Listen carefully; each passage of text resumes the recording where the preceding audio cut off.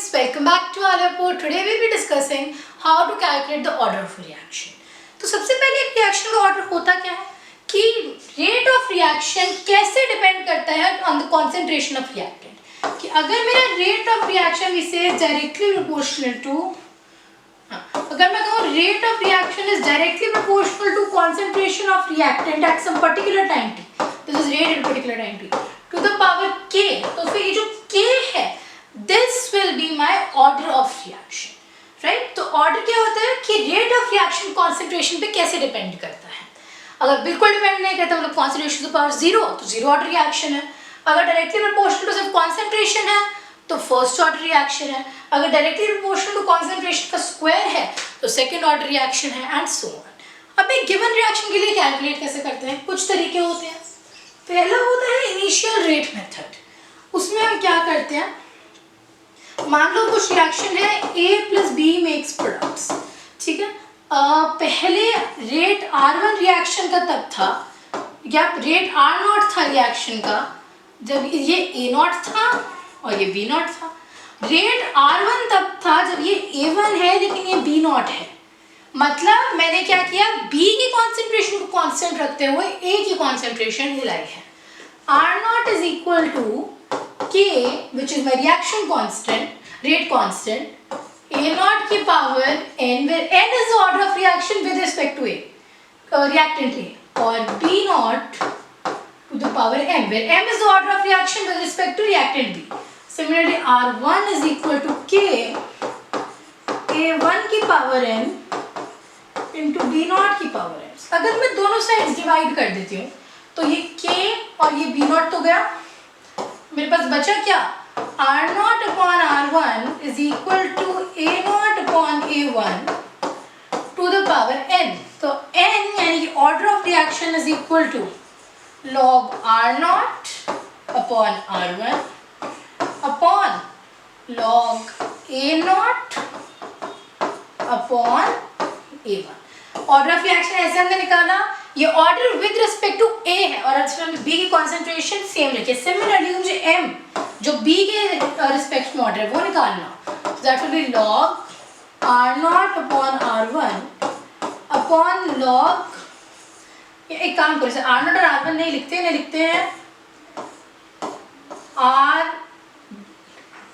A0 B0 के साथ R0 है ना, सो R0 upon R2 log B0 upon B1. ये R2 का रेट है जब ये चीज हमने A0 रखी है. R2 is when this is A0 and this is B1, ठीक है. तो ऐसे M और N निकाल सकती हूँ और टोटल ऑर्डर ऑफ रिएक्शन कितना होगा, M प्लस N. तो आप इसको और इसको इन दोनों क्वांटिटीज को जब ऐड कर देंगे तो मेरे पास टोटल ऑर्डर ऑफ रिएक्शन आ जाएगा. ऐसे ऑर्डर ऑफ रिएक्शन निकालते हैं ऐसे ऑर्डर ऑफ रिएक्शन निकालते हैं इनिशियल रेट मेथड से. इससे अगर थोड़ा सा मैं सिंप्लीफाई करके बताना हो सो वी कैन से कि हमने कोई एक रिएक्टेंट की कॉन्सेंट्रेशन सेम रखी और दूसरे को किसी फैक्टर से मल्टीप्लाई कर दिया और फिर देखा इम्पैक्ट कितना है. जैसे मेरे पास यहाँ पे कुछ डेटा है जिसके बेसिस में निकालना है ये. सो ए बी और जब ये कॉन्सेंट्रेशन रेट कितना है, राइट. ए मैंने लिया है 0.1, 0.2 और 0.2. ये लिया है 1, 1 और 2. ये लिया है 2.1 इंटू 10 की पावर माइनस 3, 8.4 10 की पावर माइनस 3, 8.4 इंटू 10 की पावर माइनस 3. एक तरीका है मैं वैल्यूज डाल के निकालूँ एम और एन की वैल्यू. दूसरा तरीका है मैं थोड़ी सी कॉमन सेंस लगाऊँ. Experiment number 1, experiment number 2, experiment number 3. Experiment number 1 और 2 में बी की कॉन्सेंट्रेशन सेम है. ए की कॉन्सेंट्रेशन को क्या हुआ है, डबल हुई है. एक्सपेरिमेंट 1 से 2 जाते हुए रेट ऑफ रिएक्शन 2.1 से 8.4 हुआ है. मतलब ये इंटू 4 हुई है. मतलब फर्क कितना है, 4 मतलब 2 का स्क्वायर.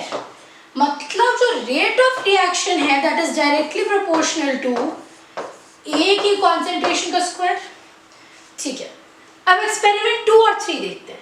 2 से 3 में ए कांस्टेंट है और बी की कॉन्सेंट्रेशन जो है वो डबल हुई है, राइट.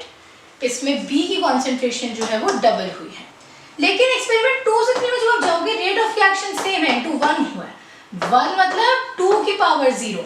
मतलब जो मेरा रेट ऑफ रिएक्शन है ये बिल्कुल ही डिपेंड नहीं करता, डिपेंड्स ऑन बी की पावर 0। मतलब विद रिस्पेक्ट टू ए इस रिएक्शन का ऑर्डर 2 है, लेकिन विद रिस्पेक्ट टू बी इस रिएक्शन का ऑर्डर 0 है। ओवरऑल रिएक्शन कितना है 2 + 0 2, ये एक सेकेंड ऑर्डर रिएक्शन हमें गिवन है। ऐसे इनिशियल रेट मेथड से रेट ऑफ रिएक्शन निकाला जाता है। ठीक है, सेकेंड थिंग होती है थोड़ा सा अगर आप हिट एंड ट्रायल की तरह मार के देख लें, इंटीग्रल रेट लॉ यूज करो थोड़ा सा हिट एंड ट्रायल मार के, कि कई बार डेटा देख के समझ आ जाता है। फॉर एग्जाम्पल कुछ डेटा ये रहा मेरे पास, जब टाइम मेरे पास है 0 सेकेंड्स में बता रही हूँ, 0, 135, 342, 683, 1693, तब मेरी जो कॉन्सेंट्रेशन है मोलर में दैट इज 2.08, 1.91, 1.67, 1.35 एंड 0.57। आप डेटा देख के कह सकते हैं कि 0 ऑर्डर या सेकंड ऑर्डर रिएक्शन है, क्योंकि अगर होती ना तो फिर से एक समवॉट लीनियर ग्राफ का हमें आइडिया दिख जाता है, स्टेडी इंक्रीज या स्टेडी डिक्रीज, और वो नहीं दिख रहा। सो ये 0 ऑर्डर सेकंड ऑर्डर नहीं है। फर्स्ट ऑर्डर हो सकती है, क्योंकि फर्स्ट ऑर्डर में अगर आपको याद हो लॉग और एलएन का काम आ जाता है, जिससे ऑलरेडी पैटर्न थोड़ा सा हिल जाता है। ठीक है, तो इसमें जब हम के की वैल्यू कैसे निकालने वाले हैं, आपको शायद याद होगा k t is equal to l n a minus x l n a upon a minus x, right? Initial concentration upon final concentration. K मेरे को निकालना है तो k is equal to upon t. Initial concentration जो दी हुई है 2.0, so 2.08 upon c at any given time t upon t. जब मैं ये मेरे को कितने 1 2 3 4 डेटा सेट्स दिए हुए हैं, जब मैं चारों से के की वैल्यू निकालूंगी so it will average at 6.3 × 10⁻⁴।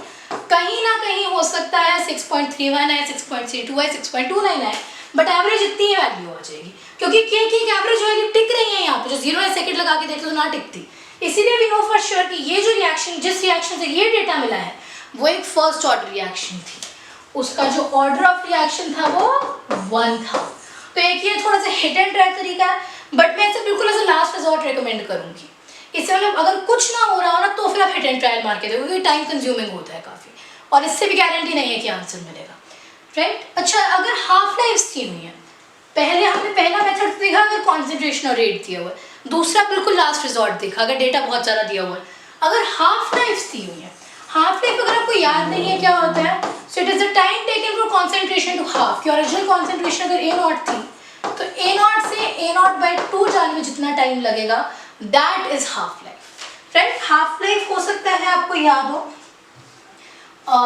कि half life is inversely proportional to concentration की power n-1, where n is order of reaction. Reactant की कॉन्सेंट्रेशन पे कैसे डिपेंड करती है? ऐसे डिपेंड करती है।